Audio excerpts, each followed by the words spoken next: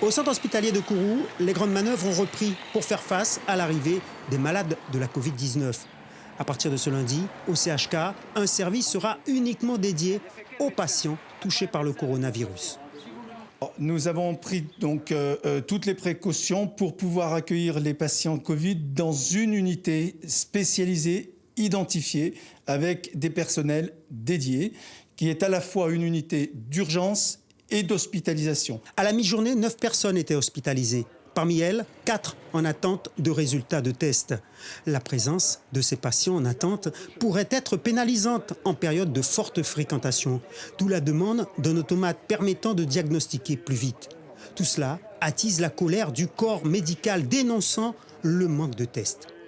Capacité de test d'environ une cinquantaine par jour, ce qui est complètement dérisoire par rapport à la demande. On est dans une impasse sanitaire. Il faut que l'on puisse tester. Vient s'ajouter des problèmes de lits, de disponibilité de lits qu'on est en train d'essayer de créer, d'effectifs médicaux, paramédicaux. Un constat corroboré par les représentants du personnel.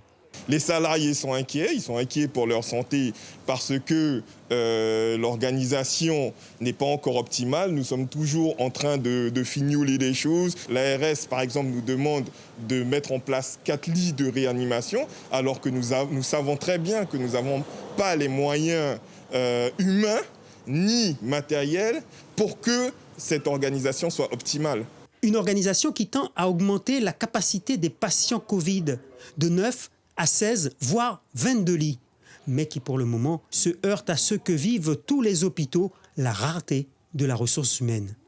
Il ne faut pas se cacher, un risque quand même d'absentéisme, mais nous adapterons donc la capacité d'accueil en fonction des effectifs dont on dispose et des effectifs qu'on est susceptible d'avoir en renfort.